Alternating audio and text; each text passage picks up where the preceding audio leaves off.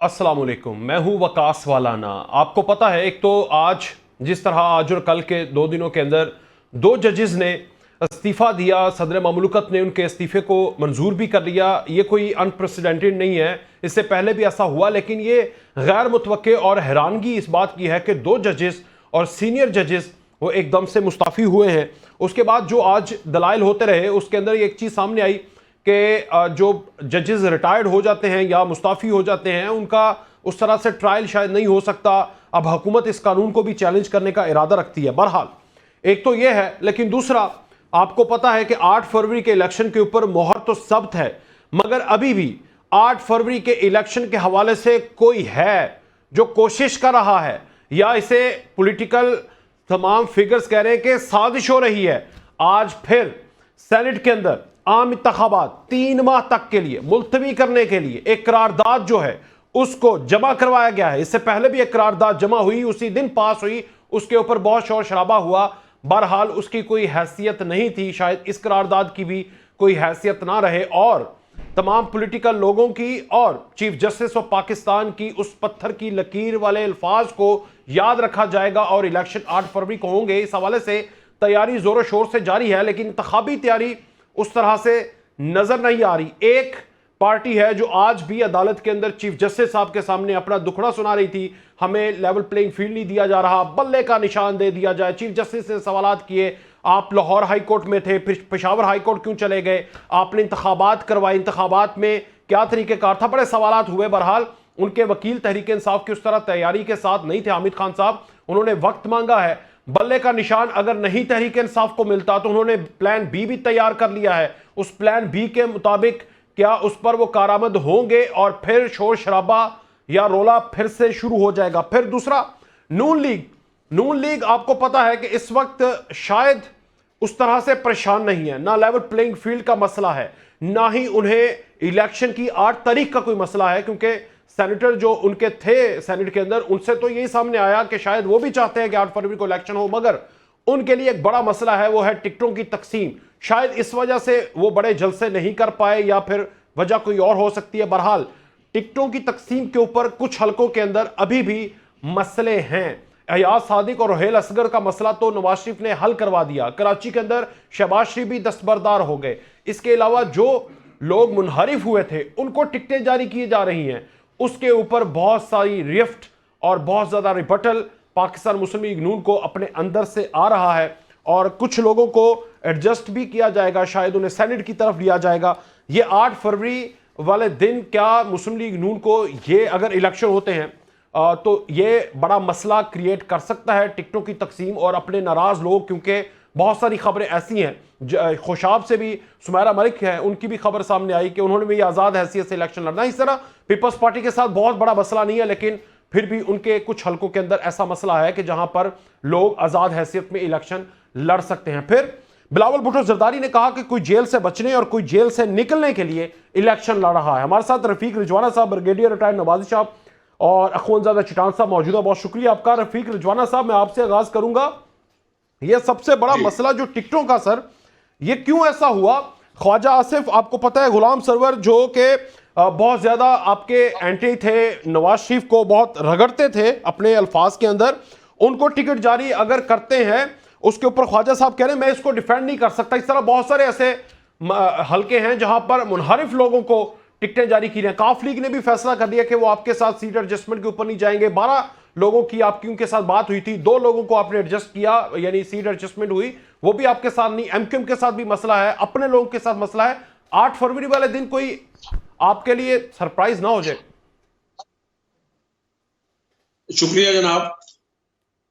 जहां तक आप टिकटों की तकसीम का ये बात कर रहे हैं, तो आपको पता होगा कि जब ये इलेक्शन की बात शुरू हुई तो हमारी पार्टी की तरफ से एक बयान है कि हमें इलेक्टेबल्स हमें चाहिए।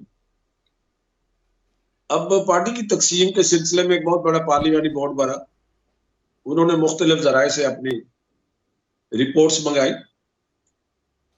और कुछ ऐसी जगह पे जब जिनके को पीटीआई के पुराने लोग, जब अदम एतमाद चल रहा था उससे उसके बाद या उससे पहले किसी से वादा वहीद हुआ था कि आपको टिकट देंगे, तो वो पीटीआई के लोगों ने अदम एतमाद में कोई हिस्सा नहीं लिया। अच्छा। वो तो एमकेएम और बाप पार्टी ने उस अजमेर बात को कामयाब बनाने में रोल अदा किया। ठीक है। तो कुछ तो उन लोगों को टिकट तो देनी थी, because our party had committed with them, ठीक है जी। जी और कुछ सर इस वक्त मैं बड़ी इंटरेस्टिंग बात आपसे शेयर कर रहा हूँ। मैं इस वक्त मुल्तान में बैठा हूँ जी जी और अपनी कॉन्स्टिट्यूएंसी, अपनी मील के एक हल्के में बैठा हूँ, अपने दफ्तर में बैठा हूँ। जी जी। मैं आपको मुल्तान की मिसाल, दे दें। ठीक है जी। मैं पुराना आदमी, 40 साल से पार्टी से मुंसलिक हूँ। मुझे मियां नवाज शरीफ ने बहुत नवाजा, 2 दफा सेनेटर, गवर्नर, सब कुछ, ठीक है। अच्छा। अब मुल्तान में ये हुआ है कि एक तो NA 149 है, उसमें जहांगीर तरीन सवाल, ठीक है जी। जी हमारे दोस्त है, गद्दार है, मगर यहाँ पे हमारे पुराने तारिक रशीद साहब एमएनए कैंडिडेट होते थे, तो उनको साफ जा रहे, उनको एक तरफ, अब उनको शायद एक एमपीए की टिकट दे देगी किसी और हल्के से। दूसरा हल्का है 150। मुझे आज पता चला कि उसमें कुछ जावेद अंसारी साहब है जो पिछली दफा पीटीआई के एमपीए थे और अभी आए हैं, चंद ही दिन हुए थे, और उनको हमारी पार्टी ने एमएनए का टिकट दे दिया। मैं आपको वाकयात बता रहा हूँ, कोई एतराज वाली बात की बात हो गई, हम पॉलिटिकल वर्क कर रहे हैं, हमने बात तो करनी है। उसको दे दी गई है। यहाँ हमारे पुराने लोग थे, राना महमूद अल हसन सेनेटर है हमारे, एमएनए के इलेक्शन लड़ते रहे, चौधरी अब्दुल वहीद अराई हैं जो एमपीए भी रहे, वजीर भी रहे, उनका भाई मेयर भी रहा मुल्तान का, ठीक है जी। तो इसी तरह से शुजाबाद का हल्का है जहाँ राना ताहिर शबीर है, राना सिराज साहब पिछली दफा टिकट होल्डर थे। इसी तरह से डॉक्टर अख्तर मलिक और राय मनसब, जो जी। पीटीआई, राय मनसब जो ननकाना से। कांग्रेस के थे, ना मुल्तान से भी एक राय मनसब है। जिस हल्के में शाह महमूद साहब फॉल करते हैं, जिस हल्के में शाह महमूद साहब का पुराना हल्का है, अच्छा। जहां से कभी जावेद हाशमी साहब करते थे, ठीक मुल्तान ठीक। के निवाम है, सही सही सही। वगैरह ये है। वहां से राय मनसब एक है काफ लीग के, और डॉक्टर अख्तर मलिक जो वजीर थे अभी पीटीआई पीटीआई के, के। जी जी जी आईटी के, जी जी। ठीक है। सेहत उनको मिनिस्टर भी शामिल थे। करा के साहब के नीचे उन्होंने अपने मतलब चॉइस दे के और अपने एमपी बना लिए, ठीक है। अच्छा ठीक है। हमारी जमात के जो एमपी थे, टिकट होल्डर थे, वो फारे। अब सुना है कि उनमें से कुछ एक दो शायद पीपल्स पार्टी का ऐलान कर रहे हैं या कर लिया है, एनी हाउ। अब मैं आपको बड़ी इंटरेस्टिंग और मिसाल देता हूँ अपनी। मैं जिस हल्के में बैठा हूँ ये सूबाई 215 है, पीपी 215। अच्छा। यहाँ से पिछली 2018 में मेरा बेटा आसिफ रफीक रजवाना है, जो लम्स से उसने मास्टर किया हुआ कंप्यूटर साइंस में, अच्छा। सॉफ्टवेयर इंजीनियर है और लॉ ग्रेजुएट है, और वकालत करता है हाई कोर्ट में, ठीक। ठीक है जी। अच्छा जी। तो 2018 में हम हार गए। हाँ जी। जब मैं गवर्नर था, बहुत से वजूहात है, चलो छोड़ो उस बात को, हार गए तो हार गए, जो भी वजूहात थी।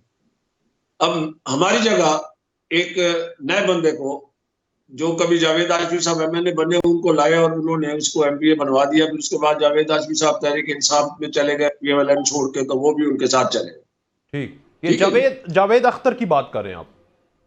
ना, ये शायद महमूद खान, शायद। ये मैं ठीक। दूसरे हल्के की बात, अच्छा दूसरे। मेरे हल्के की। ठीक है आपके हल्के। अच्छा, सही। अच्छा।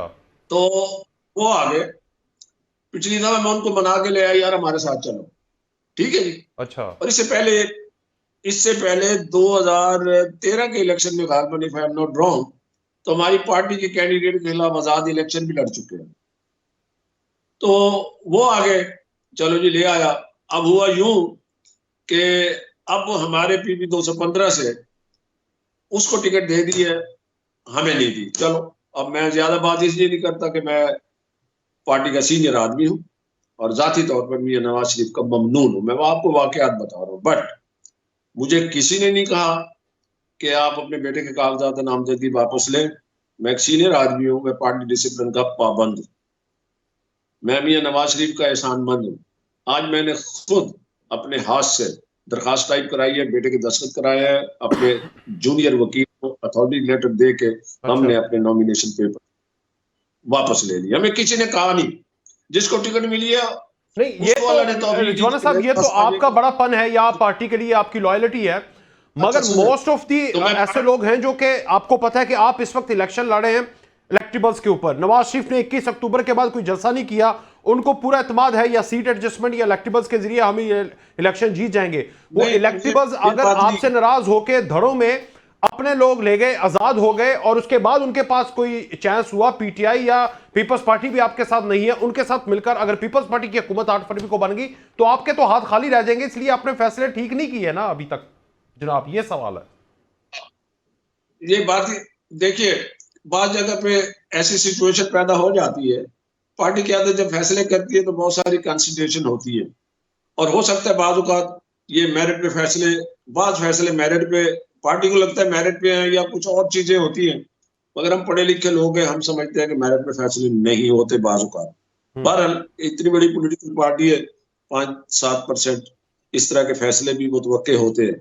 देखना ये है कि अगर हम जाती हवाले से देखें फिर तो इसका मतलब है कि हम पॉलिटिक्स अपनी जाति मफाद के लिए करते हैं। तो टिकट मिली तो पार्टी के साथ है, नहीं मिली तो पार्टी के साथ नहीं है। नो, पार्टी ने नई टिकट दी, अपनी कंसिडरेशन होगी, उसके ऊपर अपने प्रेशर होंगे, दबाव होंगे, कुछ भी होगा। हम जिसको मेरिट समझते हैं मुमकिन है वो डीमेरिट हो। तो अब देखना ये है कि क्या मैं अपने इस जाती तौर पर कह रहा हूँ इसमें फंसा रहूं या मैं पार्टी के साथ चलूं और मुल्क की खिदमत करें। मैं एक लार्जर एस्पेक्ट की बात कर रहा हूँ। अल्लाह ने तालीम दी हुई है, शऊर दिया हुआ है, बहुत सारी पोजीशन देखी है। तो हम नहीं चाहते, वैसे मैं जाती तौर पर नहीं चाहता कि मैं अपनी क़यादत के लिए कोई मुश्किल पैदा करूं। हम इन लोगों ने कहा जी आपकी बिरादरी है, आपके लोग हैं, आप आजाद इलेक्शन लड़ लें। मगर बात ये है कि जब आप एक पार्टी के अंदर हैं तो पार्टी के अंदर जिस तरह के भी मसाइल हैं अपनी आवाज उठाए, नहीं मानी जाती। मैं समझ गया। मैं आता हूं आपकी तरफ दोबारा। एक तो आपने कहा ना मेरिट नहीं होता, मैं असल में आपसे पूछना चाहूंगा कि मेरिट है क्या। एक तरफ दूसरी जमात जो आपकी सबसे बड़ी हरीफ है वो मेरिट समझते हैं जेल में बैठे हुए कैदी को कि जिसको मर्जी टिकट दूं जीत जाएगा। 21 अक्टूबर के इनकलाब के बाद भी अगर आपको जोड़ तोड़ या ये परेशानी है कि नहीं है, ये आपसे पूछूंगा। अगर है तो फिर आप लोगों का तो आपकी वे भी नहीं चली 21 अक्टूबर के बाद, इसका जवाब दीजिएगा। लेकिन ब्रिगेडियर रिटायर्ड नवाजी साहब, आपका भी बहुत शुक्रिया। सर, आपको क्या लगता है, एक तो 8 फरवरी वाले दिन जो इस वक्त ज्यादा जोर दो बड़ी सियासी जमातों का इलेक्टेबल्स के ऊपर है, एक जमात का रोना है कि हमें आजाद छोड़ दें तो हम इनको बता देंगे। आपको क्या लगता है सर, कौन इस वक्त बेहतर पोजीशन में है? नून लीग को मसला हो सकता है अगर लोग इनसे नाराज हुए with in the party? Can you repeat your question? मुझे आपकी क्लियर समझ नहीं आएगी। आप मैं आपसे बस इतना पूछ रहा हूं सर कि नून लीग के जो सीट एडजस्टमेंट प्लस अपने लोगों को टिकट जारी करने के ऊपर जो खबरें सामने आ रही हैं, क्या ये कोई मसला कर सकता है उनको 8 फरवरी वाले दिन?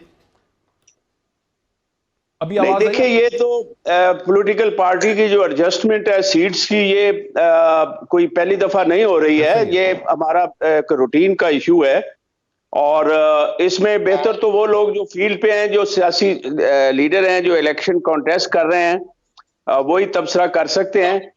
लेकिन ये है कि हर कॉन्स्टिट्यूएंसी की जो मैकेनिक्स है या हर कॉन्स्टिट्यूएंसी की जो मेकअप है वो डिफरेंट होती है। ठीक है। तो एक जो आम खबर है वो ये है कि जी पीटीआई जो है, इमरान खान की जो पार्टी है, उसके जो वोट बैंक है उसमें कुछ इजाफा हो रहा है। अच्छा। मुख्तलिफ हलकों में।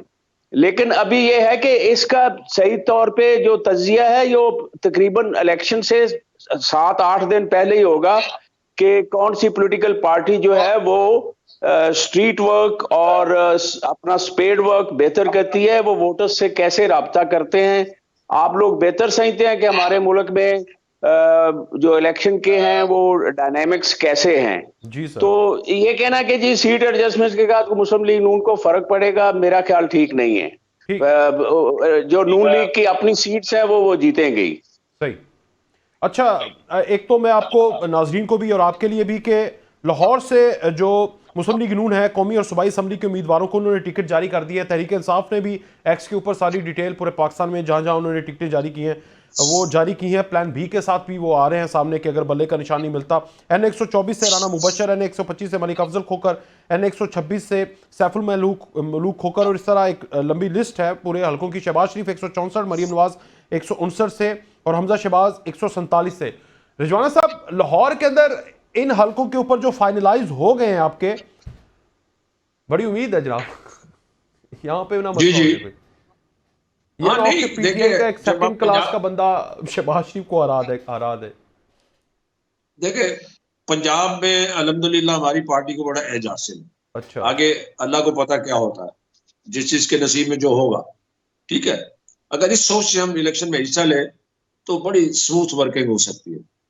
और लाहौर की बात है, लाहौर मुस्लिम लीग का गढ़ रहा है, ठीक है। 2018 में कुछ हालात और थे, उस पर अब बहस करेंगे, कोई फायदा नहीं। Because of that we have suffered a lot so far. तो मैं ये समझता हूँ कि लाहौर में माशाल्लाह बिलखसूस, अदरवाइज बिलअमूम पूरे पंजाब में, अच्छा सर, जुलाई बिलअमूम पूरे 2022 में क्या पंजाब हुआ था लाहौर में, याद है आपको? वो देखिए, मैं उस पर तबसरा करेंगे तो बहुत लंबी बात है, वो भी मैं बता दूंगा अच्छा, कि एक तो वोटर जो मुझे है तो ना, मेरी बात अब आप जी जी, आती है, फरमाइए तो फरमाइए। वोटर की एक मैं साइकी बता देता हूँ कि मसलन एक मुस्लिम लीग के नून के कैंडिडेट को, या सपोज पीपल्स पार्टी के कैंडिडेट को सपोज 20,000 वोट पड़ा, और उसके बाद उनकी किसी जमात के साथ अलायंस हो जाता है, और पीपल्स पार्टी या मुस्लिम लीग नून उस सीट को छोड़ देती है, और उसकी जगह वही अलायंस वाली पार्टी आ जाती है। तो ये नहीं होता कि अगर नून लीग को 20,000 पड़ा है, तो जो जिस पार्टी के लिए सीट छोड़ी जाती है उसको वही 20,000 पड़ेगा या 22,000 पड़ेगा। साफ जाहिर है कि बंदों की एक साइकी होती है, मेरी जमात का उम्मीदवार नहीं है, मुझे कहा गया है कि आप इस जमात के उम्मीदवार को वोट दें, तो परसेंटेज जरूर कम होती है, चाहे पीपल्स पार्टी का हो, कोई सही, भी। एक साइकिक एनालिसिस है, एक वोटर, इससे पिछली सियासत आती है, इसी सही, के तनाजुर में नहीं देखना चाहिए। वो जो बात थी, तो उस वक्त एक रद्द अमल था, उस अदम एतमाद का बहुत कुछ था, तो उसमें सही बात है, इसमें एनालिसिस किया जाए तो बात जगहों पे तो वो आजाद उम्मीदवार जो पंजाब असेंबली का इलेक्शन आजाद हैसियत में जीते, बड़ी अहम बात कर रहा हूँ, आजाद हैसियत में जीते और पीटीआई में शामिल हुए, जब उन्होंने पीटीआई से पीठ मोड़ी और उनके बाद हमारी जमात ने भी उन्हें सपोर्ट किया, तो जो आजाद हैसियत में जीते थे वो आजाद भी गई और नून लीग के वोट भी मिले, मगर इसके बावजूद मोस्टली बंदे हार गए। हार गए। मेरा ख्याल है मैं सही। ये पॉइंट है। तो आपकी लीडरशिप मैं को ये समझना चाहिए। मैं जरा जल्दी कीजिएगा, समय कौन सा समय चट्टान साहब की तरफ जाना है मैंने जी। मैं ये अभी आपने अभी बड़ी अभी अच्छी बात की। एक मिनट कह रहा हूँ। मैंने ये गुफ्तगू की थी शहबाज शरीफ साहब से, मैंने कहा जी इलेक्टेबल्स की बात करते हैं, बिल्कुल ठीक है। आपने पंजाब असेंबली को जिमनी इलेक्शन का हाल देखा, हमारा वोटर जो है हर जमात का वोटर जो है वो अपने कैंडिडेट के लिए और तरह से निकलता है, और दूसरी जमात के कैंडिडेट के साथ अलायंस हो जाए या सीट एडजस्टमेंट हो जाए, उसमें सारों में वो जज्बा नहीं नहीं रहता, रहता। सही ये सही। चले, पॉलिटिकल मैं एनालिसिस आता के हूं आपकी बाद तरफ रिजवाना भाई, रिजवाना साहब। खोंजा चट्टान साहब, एक तो पिछले दिनों ना जरदारी, बिलावल भुट्टो जरदारी साहब ने कहा कि हम लाहौर के अंदर ज़ियाउल हक के मुसल्लत करदा लोगों का सफाया करेंगे, घर में घुसकर मारेंगे। मुझे बड़ा अच्छा लगा। आज मुझे बताएं, इस घर में घुसने के लिए आपके पास बंदे मौजूद हैं? नून लीग ने भी लिस्ट जारी कर दी, पीटीआई ने भी जारी कर दी, आप लोगों के पास पूरे पंजाब में हर हल्के के लिए कैंडिडेट हैं? बिस्मिल्लाहिर्रहमानिर्रहीम। देखिए जी, हमारे 3 सूबों के जो टिकट है इनकी लिस्ट जारी हो गई, अभी पंजाब की भी जारी हो जाएंगे। आप देख लेंगे इंशाअल्लाह ताला कि हमारे पास लोग है टिकट के लिए कि नहीं है। हम तो समझते हैं कि पंजाब में हमेशा से हमें सियासी इंजीनियरिंग के जरिए हराया है, हमारे कैंडिडेटों को तोड़ा है, और इस तरीके से पाकिस्तान पीपल्स पार्टी को इलेक्शन से बाहर किया है।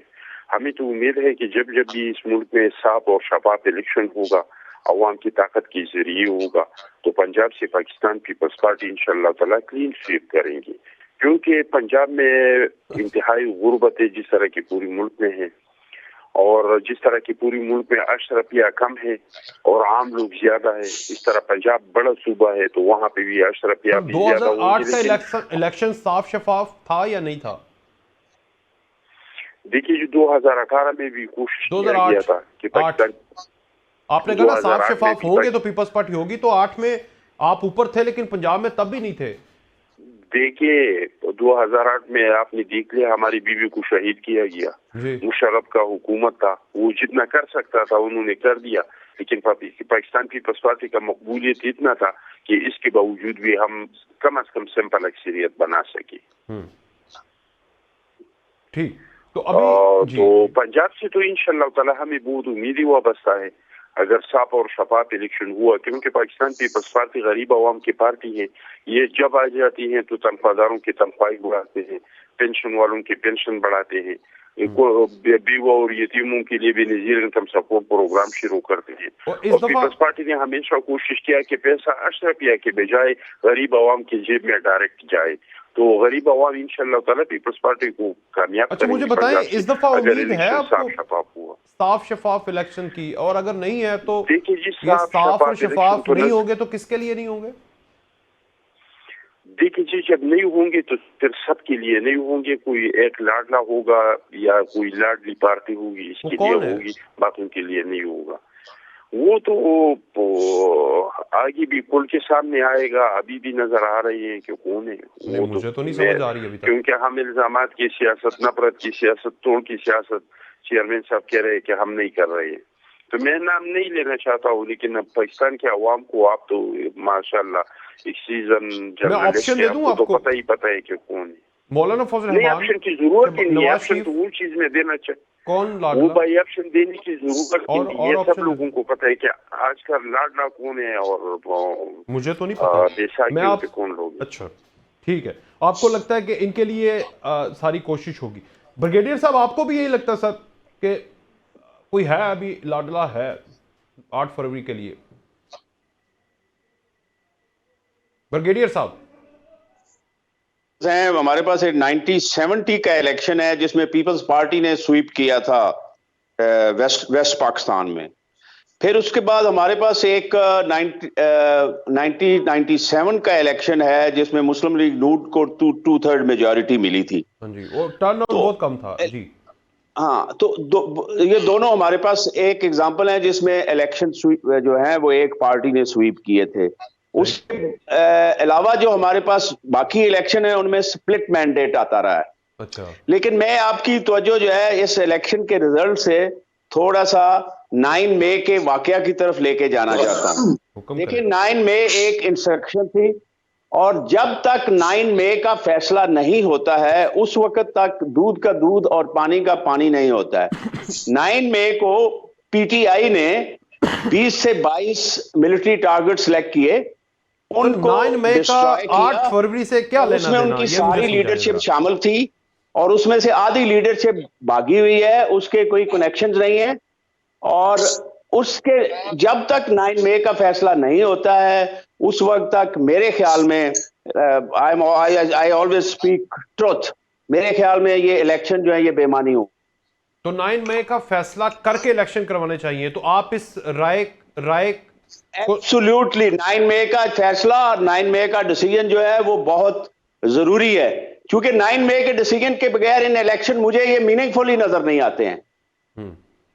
तो 9 मई का अभी एक आदमी है वो 9 मई में इंस्ट्रक्शन में कॉन्स्पिरेसी में वो मतलब दफाई तनसीबात पे हमला करने में इन्वॉल्व है और वो आपके जो 8 फरवरी का इलेक्शन है उसमें एमएनए का कैंडिडेट है और वो अगर इलेक्ट हो जाता है तो आप उसको क्या करेंगे? मोस्टली तो उन लोगों को टिकटें ही जारी हुई ना। मेरी ये मीडिया से भी एक कंप्लेंट है कि मीडिया अपना रोल जो है 9 मई पे प्ले नहीं कर रहा है। क्या नहीं कर रहे सर? देखिए, किसी न्यूज़पेपर ने ये नहीं लिखा कि 9 मई को लिस्ट नहीं बनाई कि कौन से टारगेट अटैक हुए थे। अब मीडिया की बात करें, हम क्या करें? हमारे लिए क्या हुक्म है जनाब? किसी एक पेपर में ये नहीं मिलता है। कुछ टारगेट डिस्क्राइब किए गए हैं, कुछ टारगेट डिस्क्राइब नहीं किए गए हैं और इसको मतलब उसमें पंजाबी में कहते हैं ना कि उसमें मट्टी डाल रहे हैं। नहीं, तो बात ये है कि ये ठीक है, ये इलेक्शन होंगे, इसमें 1970 वाला रिजल्ट आ सकता है, 1997 वाला भी आ सकता है, 1990 वाला भी आ सकता है। बट क्वेश्चन ये है कि एक पीटीआई ने जो एक इंस्ट्रक्शन की, एक कू किया और उसके सारे ताने बाने जो हैं वो इमरान खान से मिलते हैं। मुझे नहीं समझ आती कि हमारा मीडिया जो है वो इतना डरता क्यों है उससे और वो किस मीडिया को क्या लालच है मीडिया किस चीज से डरते हैं? मुझे समझाएं, कौन किससे डरता है? किससे बोलूंगा तो आप नहीं बोलेंगे, मैं बताता हूं मीडिया डरता है। किस मीडिया सारा दिन मतलब बस 2-4 दिन कहता। आपने देखा था 9 मई को जिस तरह वो फौजियों को वटे मार रहे थे। नहीं, वो तो ठीक है जिस तरह- सर, हम उसकी तनकीद करते रहे। हमारे पास तो कोई अथॉरिटी नहीं है ना कि उनको लटका दे, जला दे या क्या करें, कोई उनके इलेक्शन रोक दें, कुछ भी नहीं कर सकते। वो अदालतों का काम है, वो कर रहे हैं। हम रिपोर्ट कर रहे हैं, उस दिन भी रिपोर्ट कर रहे थे, सब दिखाया है, उन बलवाइयों को दिखाया, दहशतगर्दों को दिखाया, जिन्होंने जिना हाउस को टारगेट किया, जीएचक्यू को टारगेट किया, एक एक बंदे को दिखाया, एक एक बंदे को क्रिटिसाइज किया। और क्या करें बताएं जनाब? कोई ना तो तराजू हमारे हाथ में, ना ही क्लचरकॉप हाथ में है, ना ही डंडा हाथ में है, कलम है हाथ में। इस पे गर्मी ना खाएं। ये जो वोट बैंक बड़ा है ना, ये जो यंग जनरेशन है, ये जो 35 नीचे वाली है, they have a special love lost for Imran Khan. वो उसके खिलाफ बोलने से डरते हैं और इनको ये नहीं पता है कि ये मुल्क को तबाह कर देंगे। ठीक है, लेकिन जी चट्टान साहब, आपको भी लगता है 9 मई का फैसला ना हुआ? मैं रिजवान साहब आपकी तरफ आता हूं, आप जरा थोड़ा, आपको प्रॉब्लम हो रही है छींकों की। चट्टान साहब, आपको लगता है 9 मई का फैसला जब तक नहीं होगा इलेक्शन बेमानी है? देखिए जी, 9 मई का इलेक्शन से क्या लेना देना है? 9 इलेक्शन का वाकया जो हुआ था, किसने किया है, कौन लोग इसमें मुलविस है, सारा सब कुछ सामने है। कुछ इस पार्टी के लोग निकल गए, उन्होंने प्रेस कॉन्फ्रेंस की, पूरा वाकया बयान किया कि किसने प्लान किया, किस तरीके से किया, किसने इनको वसाइल दी दी। फुटेजेस मौजूद है, जो लोग इसमें मुलविस थे इनकी फुटेजेस मौजूद है। आप उसको पकड़े, उनको अदालतों के सामने पेश करें, उनको सजाएं दी। तो इसका क्या लेना देना है? अगर एक बंदा है वो मुंतखब भी हो गया और वो मुजरिम साबित हुआ, इसका मेंबरशिप खत्म हो जाएगा, वो अपना सजा भुगतेगा। तो मैं नहीं समझता हूँ कि 9 मई के साथ इलेक्शन का कोई ताल्लुक है। इलेक्शन इस मुल्क की जरूरत है। इलेक्शन जब हमने इलेक्शन किया है, मुल्क के बहरानों का हल निकाला है। आपको याद है बांग्लादेश चला गया हमसे, जिया के दौर में विपाक कमजोर हुआ, मुशर्रफ के दौर में सवात से पाकिस्तान का झंडा उतारा गया, बलूचिस्तान में तराना बजाना बंद हुआ, ट्राइबल जीरिया पेरेट ऑफ द गवर्नमेंट कायम खत्म हुआ। लेकिन जब आपने इलेक्शन किया तो बांग्लादेश के बाद पाकिस्तान एक नई ताकत बना। जिया के बाद पाकिस्तान मजबूत हुआ, मजाइल टेक्नोलॉजी आ गई। ठीक है, चले, मैं आपकी सारी बात समझ गया। आप कह रहे हैं कि इलेक्शन इज वाहिद हल है इन तमाम लोगों का जो कि इस तरह की साजिशें करते हैं विद इन द स्टेट, उनका रास्ता रोकने के लिए। एक ब्रेक ले लेते हैं, ब्रेक के बाद कोई जेल से बचने और कोई जेल से निकलने के लिए इलेक्शन लड़ रहा है, बिलावल कह रहे हैं। क्यों कह रहे हैं? ब्रेक के बाद।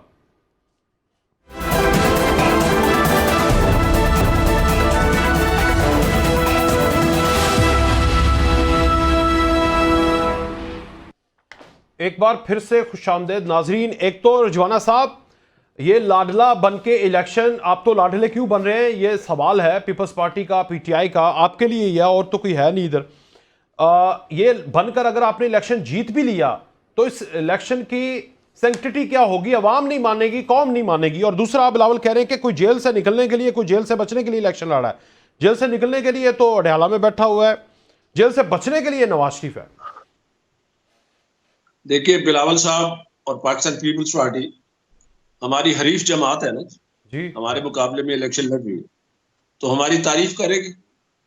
नहीं, मैं कब कह रहा हूँ, और लेकिन वो मैं तो सवाल की थी तारीफ 2022 के अंदर जब वो वजीर खारजा थे, करते थे। मौलाना साहब, मैं आपके सवाल के जवाब में मैं अपने आर्गुमेंट दे आपसे जवाब हो गए भाई कॉल के। तो मैं ये कह रहा हूँ, उन्होंने क्या कह रहे हैं जी। फिर पॉलिटिक्स में, हमारे मुल्क में एक नेगेटिव पॉलिटिकल माइलेज होती है। मेरी पार्टी है, मैंने वोट मांगना है तो मैं अपनी कारकर्दगी पे मांग, ठीक है, ठीक है। ये क्या वोट मांगना हुआ कि दूसरे को बुरा भला कह के और कहीं मुझे वोट दो? वाह, ये तो कोई बात नहीं है। This is no politics. Bilawal साहब को सीखने की जरूरत है अभी। नहीं, सीखने की वो इंशाल्लाह जरदारी साहब सिखाएंगे, टाइम लग जाएगा। मैं किसी, आपको पता मेरी नेचर में किसी मतलब टाइम लगेगा उनको। ये क्या वोट मांगना हुआ कि भाई दूसरों को तजलील करें, अपनी कारकर्दगी दिखाएं, जो सिंध का हाल किया है, ये कह रहे हैं ना आप। मगर बात ये है, सुनें, मगर बात ये है, पॉलिटिकल लीडर है, पार्टी के चेयरमैन है माशाल्लाह। अब बात ये है कि क्या मैं अगर कहूं फलां बुरा है और मुझे वोट दे दे, तो अवाम को चाहिए इस बात पे वोट नहीं दे। मैं कहूं मैंने ये काम किया, ये काम किया, ये काम किया, और फलां ने जो काम किया अगर आप बेहतर समझते हैं तो उसको वोट दे दें, अगर मैंने बेहतर काम किया तो मुझे वोट दे दें। सही।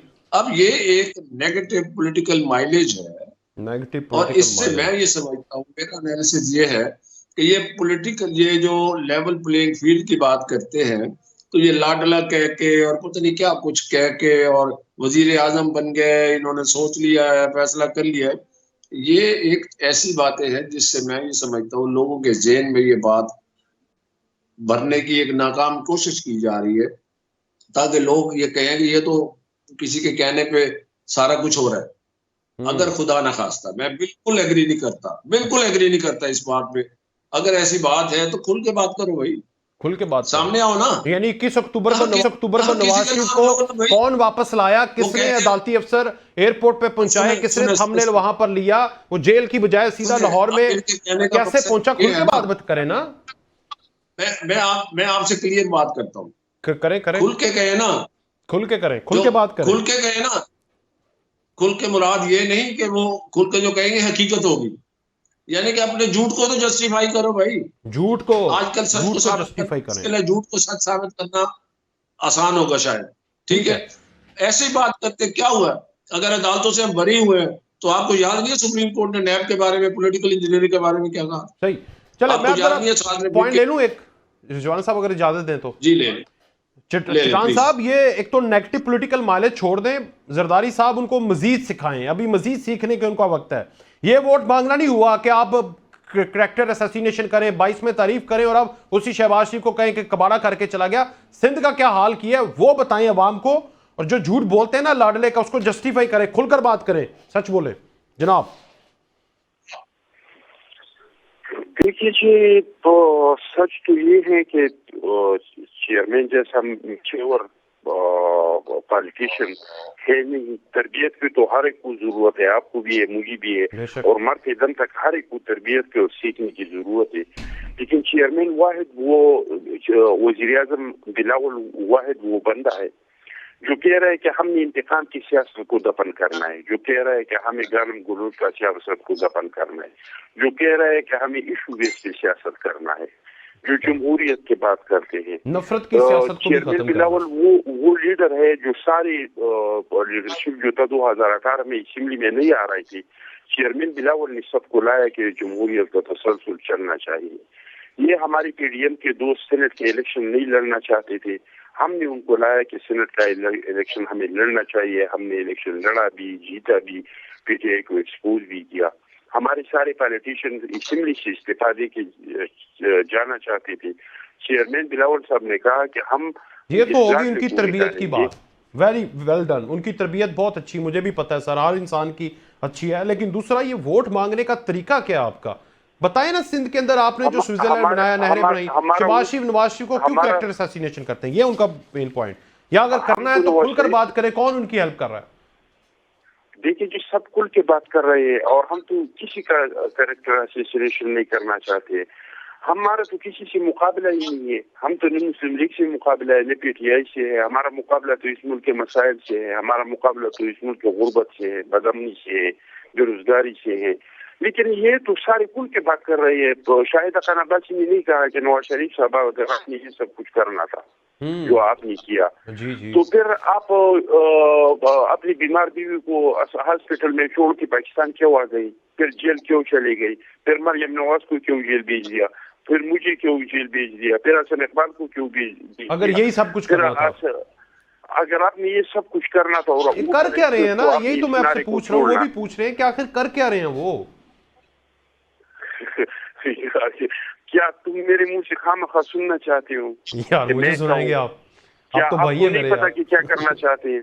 आपको नहीं पता कि क्या करना चाहते हैं? मुझे नहीं पता, मुझे पता होता तो मैं ऐसे ही सवाल पूछता, मैं एंकर ना होता, मैं भी आपकी तरह सियासतदान होता, मिनिस्टर बनने के ख्वाब देख रहा होता।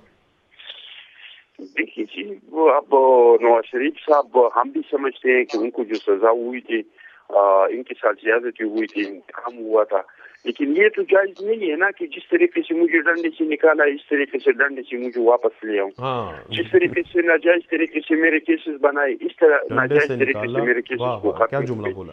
तो मैं समझता हूँ कि ये भी जायज तो नहीं है ना, और ये तो आपको भी नजर आ रही है, हमें भी नजर आ रही है, सही है, सबको चलें, नजर समझ आ गई है। आपकी हम बात। तो कम कह रहे हैं, इनके जो मुस्लिम लीग ब्रिगेडियर के जो साहब। दोस्त है जिन्होंने सख्ती काटी है, जमहूरियत के लिए कोशिश किया है, रूल ऑफ लॉ के लिए, इनकी बालादस्ती के लिए, वो सारे कह रहे हैं। ठीक है ब्रिगेडियर साहब, आप सुन पा रहे हैं मुझे सर? जी मैं सुन पा रहा हूँ। ब्रिगेडियर साहब, clear। मैं आपसे ये पूछना चाहूंगा कि आपको पता है ब्रिगेडियर साहब को कि कौन लाडला है डंडे से जिसको निकाला, क्या वापस डंडे के साथ आ रहा है? पता है? खुल के बात कर सकते हैं? देखिए ये पाकिस्तान की जो सियासत है ना, पिछले 70 ईयर्स से ही ऐसे है। असल में पाकिस्तान की जो है ना, आपको अभी मैं लंबी बात करूंगा, मैं वो इसकी स्ट्रेटेजिक लोकेशन पे, क्रिएशन ऑफ पाकिस्तान पे जाऊंगा, उसमें लोग ये बोर है हो कि जाएंगे। ये, हाँ वो आप बोर हो जाएंगे। बेसिकली मैं प्रॉब्लम नहीं ये है कि आपकी जो पाकिस्तान की जो स्ट्रेटेजिक कंपल्शंस है ना, वो कुछ इस तरह की हैं कि इसमें गवर्नेंस या सुपरविजन ऑफ गवर्नेंस हमेशा फौज के GHQ का रहा है। उस इन्वायरमेंट्स में जो भी सियासतदान आते रहे हैं वो उसी तरह ही आते रहे हैं। आप जुल्फकार अली भुट्टो को ले लें। अच्छा। जुल्फकार अली भुट्टो कैसे आए? आप जो आवाम के पहला जोर टेन्योर से है सर? मियां नवाज शरीफ का ले लें, वो कैसे आए? उसके बाद जो है फिर किस तरह गवर्नमेंट चेंज होती रही। फिर इमरान खान को 2011-12 से ले लें, इस्लामाबाद के धरने से ले लें, वो कैसे आए? ये PTI और वालों को 21 बात चुभ रही अक्टूबर होगी। 2022 को क्या हुआ? और फिर अक्टूबर 2022 को ये this is part and parcel of Pakistan politics, and let me tell you will not get out of it for next 70 years. तो अच्छा। वो कहते हैं, ये तो आप मेरी ये बात तो बड़े सुने। वो कहता पेसिमिस्टिक है, अप्रोच होगी जनाब। हाँ आप ये है, आप learn to live with it, learn to live with it, learn to live with these strategic realities. ये रियलिटीज नहीं चेंज होंगी, सही ठीक है। बाकी ये है कि नीचे, अच्छा नीचे जो है वो आप काम करते रहें। दूसरा ये है कि जो पाकिस्तान की जो सबसे बड़ी प्रॉब्लम है, दैट इज फाइनेंशियल करप्शन। ठीक है। ठीक है, ठीक है। Whether you bring in the Peoples Party, whether you bring in the Muslim League N, whether you bring in the PTI, और you have a hybrid system, the corruption is gradually increasing. तो इन issues पे तो कोई बात नहीं करता है। करते हैं सर। 4 साल ये इन इश्यूज पे बात होती रही, नैब एक्टिव रहा, उसके बाद क्या हुआ? सर्जिश ने वो वापस दोबारा से वजीर आजम बन गए जिनके ऊपर फर्ज जुर्म आयद होनी थी। बात कर करके हमने अमल करके भी देख लिया, जेल से AC निकलवाने की भी बातें सुन ली, लेकिन हुआ कुछ नहीं ना। वो भी सब झूठ का पलंदा नजर आया।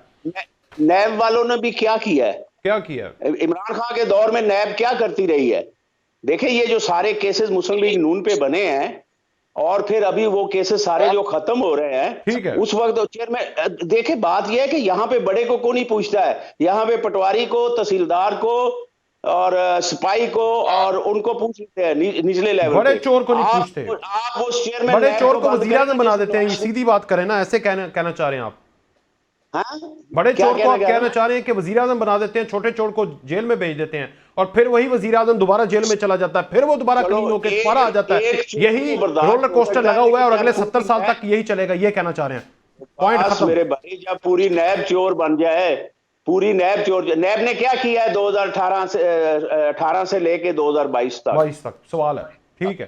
पूरे मुस्लिम लीग नून को बंद कर दिया। रिजवाना साहब, जनाबे मोहतरम रिजवाना साहब, ये जो 2020 के अंदर मुझे लंदन से इनकलाबी तकरीरें नजर आती थी, अब वो इनकलाब भी खत्म है। अगर वो कह रहे हैं डंडे से हमें निकाला था या वापस लाया था, उसके बाद जेल में डाला था, अब कह रहे हैं मुझे डंडे से प्राइम मिनिस्टर हाउस पे भी बिठा दो। ये आपके सामने कहा चिटान साहब ने। ऐसा क्यों? इतना बड़ा तजाद, लोग कंफ्यूज हैं आपके। किसने कहा डंडे से बिठा दो? मुझे नहीं पता, ये चिटान साहब से पूछे। आप कह रहे नवाज शरीफ कह रहे हो, क्या सुन लेना मेरी बात। चटान उन्होंने बताई है तो उनकी बात होगी। बात ये है कि जहां भी बिठाना है ना, जमीन पे, सब इक्तदार पे, जहां भी बिठाना है, सबसे पहले अल्लाह ताला बिठाते हैं और अवाम को वसीला बनाते। बेशक, अल्लाह ताला का एहसास, जी बेशक। हाँ हाँ, साफ ले रहे हैं। और हम रसूल पाक सल्लल्लाहु अलैहि वसल्लम के मानने वाले लोग हैं, उन पे जान भी कुर्बान। तो आप तो कहना चाह रहे हैं कि वो डंडा नहीं बल्कि अल्लाह की लाठी बेआवाज है वो चली है, अल्लाह पे मामला छोड़ दिया था नवाज शरीफ ने। पर खुदा मेरी बात पूरी नहीं हुई। जी जी फरमाइए सर। उसके बाद वसीला है अवाम, अवाम। ठीक है ना। अब जब अवाम के वोट से कोई भी मुंतखब हो जाए, दावा तो सारे कर रहे हैं, सर बिलावल साहब को भी उन्होंने कह दिया वजीर आजम होंगे। अगर उनकी किस्मत में लिखा हुआ है तो मुझे क्या जरूरत है कोई उसमें खुदा न खासा एतराज करने की। किस्मत में, अगर किस्मतों के मियां हाल नवाज कौन शरीफ जानता साहब है। ने सुन तो लो ना, दिलों की बात नहीं है, हालात आगे क्या होंगे अल्लाह ताला जानता है। मियां नवाज शरीफ साहब वजीर आजम बनेंगे तो ठीक है। अब हर आदमी हर जमात अपनी अपनी असेसमेंट करे। हमारी सियासत का एक काम ये है कि हम अपने लीडर को, मैं सबकी बात नहीं करता, लीडर को पूजने की बजाय अल्लाह रहम करे, उसकी पैरवी करे। और पार्टी के अंदर कोई गलत बात है या हम किसी गलत बात पे खड़े हैं, उस पर नहीं खड़ा होना चाहिए, बेहतरी लानी चाहिए। अगर हम सबका अदवार की तरह ही पॉलिटिक्स करेंगे, और मेरा ये काम हो खुदा न खासा कि मैं आज आपके चैनल पे बैठा हूँ और मौलाना साहब आपसे गुफ्तगू कर रहा हूँ, मेरे दोस्त मोहतरम है पीपल्स पार्टी से, तो मैं हर बात पे उन पे इख्तलाफ करूँ क्योंकि मैंने माइलेज लेनी है कि मेरा इंटरव्यू को मेरी लीडरशिप सुन रही होगी, तो मेरे बैठने का कोई फायदा नहीं। ठीक है सर। ये इंटरव्यू ना ही मैं पार्टी के लिए कर रहा हूँ, ये इंटरव्यू आपने मुझे मौका दिया, गाय बगाय बात होती रहती है, हमारी बातें हैं अवाम की कंजम्पशन के लिए। अगर अवाम की कंजम्पशन पे हमारी बातें असर करती हैं, ठीक है, अवाम इस सियासी निजाम से तंग है। ठीक है। अवाम अभी हो रही थी हमारी जंग गुर्बत से है, गुर्बत की जंग तो लड़ते लड़ते कौन लड़ा, लड़े होंगे, और कौन लड़ेगा, बिग क्वेश्चन मार्क। सही। अब चट्टान साहब, मौलाना साहब अब तसल्ली से एक बात सुनिए। सुनाए टाइम कम है। किसी ने बताया आवाम को कि हमारे कौन से मसाइल हैं? किसी ने बताया कि हमारे, अगर हम हुकूमत में आ गए तो हमें सबसे पहले क्या मसाइल का सामना करने पड़ेगा? आपने या मेरे पास एक यार आप ही पूछ सुन रहे लेना हैं क्वेश्चन मार्क में। मेरी बात सुनने वाला ना साहब, यहाँ फिर पॉलिटिक्स आ जाती है। एक जमात कहेगी आएंगे तो ये मुश्किलात होंगी, बड़ी तकलीफ होगी। हाँ जी। दूसरी जमात कहती है हम आएंगे तो बस दूध की नहरें और शहद की नहरें बहा दे। हाँ जी। उसकी बजाय मेरे पास एक सजेशन, यानी आप कह रहे हैं जो पिछले दिनों में बिलावल भुट्टो जरदारी ने कहा 300 यूनिट तक फ्री होगी बिजली, ये रियलिस्टिक नहीं है, झूठ है। मौलाना साहब नहीं नहीं नहीं, मैं उसकी तरफ नहीं जाता। आपको पता है मैं किसी शख्सियत के बारे में, साहब के लिए मौका दे दें, टाइम कम है, जरा आप कंप्लीट करें, वेरी कंक्लूड करें। मेरी एक बात कंप्लीट हो, मेरी बात अधूरी रह गई, प्लीज 1 मिनट की बात। सर मैं ये कहता हूँ, क्या ये पॉसिबल है कि सारी जमातें बैठ के अवाम को बताएं भाई ये हमारे मसाइल हैं, इतना टाइम लगेगा हमारे मसाइल के हल करने में। जबरदस्त। मैं दावे से कहता हूँ कि मैं महंगाई खत्म कर दूंगा, ऐसे नहीं होगा, ऐसे नहीं होगा। इन्फ्लेशन का एक असूल है। अमेरिका में इलेक्शन जी, मैं एक जनरल बात कर रहा हूँ। इन्फ्लेशन का असूल है, या तो आप सब्सिडाइज करें या अपनी इनकम बढ़ाएं। ना हम इनकम बढ़ा सकते हैं ना हम सब्सिडी दे सकते हैं। ले जी चिटान साहब, मुझे ना 2 बातें समझ आ गई हैं, रिजवाना साहब ने समझा दी। एक तो लारे ना लगाएं इस दफा कौम को, झूठे वादे ना लगाएं, 300 यूनिट फ्री हो जाएगी, ये हो जाएगा वो हो जाएगा, ये ना करें, कैरेक्टर असैसिनेशन ना करें, अपनी पिछली परफॉर्मेंस के ऊपर आवाम को कन्विंस करें, ना ही अपने लीडरान की पूजा करें, ना उनकी इबादत करें, अल्लाह ना करे, नाउजुबिल्ला, ये तो अल्लाह की इबादत करनी है। ये सारी चीजें जो हैं, और आपस में मुज़ाकरा करें और आगे बढ़ने का हल निकाल लें। चिटान साहब देखिए, हम तो वादे नहीं करते, हमको लोगों को सबक बाग नहीं दिखाते हैं, हम आवाम की जज्बात पे सियासत नहीं करते हैं। आप देख ले, हमारा 2018 का इंतखाबी मंशूर निकाले, 2008 का निकाले, 2008 में हमने कौम को मंशूर दिया था इंतखाबी, और फिर इसके बाद हमें इक़्तिदार मिला। आप देख ले कि हमने अपने मंशूर पे कितना अमल किया है, क्या हमने 85% इस पे अमल किया है कि नहीं किया है। ठीक है, तो सब बात साफ वाज़ेह हो जाएंगी। हमने सन में गवर्नमेंट किया, आप वहाँ के देख ले, हेल्थ के वहाँ का पोजीशन देख ले, वहाँ एजुकेशन का पोजीशन देख ले, वहाँ पे सड़क की पोजीशन देख ले, वहाँ के मंसूबे आप देख ले। और इसकी वजह है कि आप देख ली कि रोज बरोज संघ में लोग शामिल हो रहे हैं पाकिस्तान पीपल्स पार्टी में। तो हम तो नारे नहीं दे रहे, हमारा तो इस्तेमाल ही है, हम कोई पहले बार इक़्तिदार में तो नहीं आ रहे हैं, हमने तो बार बार इक़्तिदार में आ चुके हैं और जब भी आ चुके हैं अल्हम्दुलिल्लाह हमने इस मुल्क और अवाम देख रही है कितनी बार इक़्तिदार में आने के बाद आप दोनों पार्टीज के पाकिस्तान का ये हाल है, ये भी देख रही है अवाम। देखिए जी, अवाम देख रहे हैं कि ये हाल किसकी वजह से है। मैं समझता हूँ कि पाकिस्तान का ये हाल जो है ये सियासी पार्टियों की वजह से नहीं है। हमने इस मुल्क के लिए एक आईन बनाया है, एक दस्तूर बनाया है जो सोशल कंट्रैक्ट है अवाम और रियासत के दरमियान। जो लोग इस पे अमल दरामद नहीं कर रहे हैं, इसमें हर इदारे के इख्तियारात का तयन है, इसमें हर इदारे के काम का तयन है। जो इदारे इस आईन से हट के काम करते हैं या इससे हट के इख्तियारात इस्तेमाल करते हैं, ये इस वजह से इस मुल्क का ये हाल मैं समझ गया हूँ जिस तरफ आप इशारा कर रहे हैं। मैं पूछ ले तो ब्रिगेडियर साहब से, जी बताएं ना ब्रिगेडियर साहब, ये किसका किया करता है जो पाकिस्तान इस हालत में है? देखें, इसमें सबका ही बराबर का हाथ है। अच्छा। लेकिन मैं और उसमें मैं यही कहूंगा कि पंजाबी वो कहते हैं कि आवे का आवा ही बिगड़ा हुआ है, लेकिन फिर भी तमाम मसाइल का हल जो है वो फेयर एंड फ्री इलेक्शंस हैं, फेयर एंड फ्री इलेक्शंस हैं और फेयर एंड फ्री इलेक्शंस में सबको जो है, और आप कह रहे हैं कि वो तब तक होंगे जब तक 9 मई वालों को बिल्कुल, this is my underline sentence. Okay, बहुत शुक्रिया ब्रिगेडियर साहब, आपका फैसला नहीं होता तब तक fair and free in elections का कोई फायदा नहीं होगा, मैं आपको बता रहा हूं। ठीक है, ठीक है। रिजवाना साहब, योर टेक सर, ये किसका ज्यादा कसूर है? देखिए जी, कसूर मेरा ख्याल है मैनहसुल कौम, तो मैं नहीं कहता कौम का क्या कसूर है, कसूर थोड़ा या ज्यादा उन लोगों का, those who had been at the helm of the affairs, whether politicians, whether establishment, whether judiciary, whether the executive। ठीक है जी सर। अब क्या हम इसी तरह से एक दूसरे को मतऊन करने में लगे रहेंगे? ये तो बड़ा अरसा हम इसी काम में लगे हुए हैं। ठीक है जी, तो इस वक्त जरूरत है नेशनल कंसेंसस की जरूरत है ताकि पाकिस्तान आगे बढ़े। रिजवाना साहब, माजरत के साथ टाइम खत्म हो गया, बहुत शुक्रिया आपका भी, ब्रिगेडियर साहब आपका भी बहुत शुक्रिया, चिटान साहब आपका भी बहुत शुक्रिया। आज के प्रोग्राम से इतना इजाजत, अल्लाह हाफ़िज़।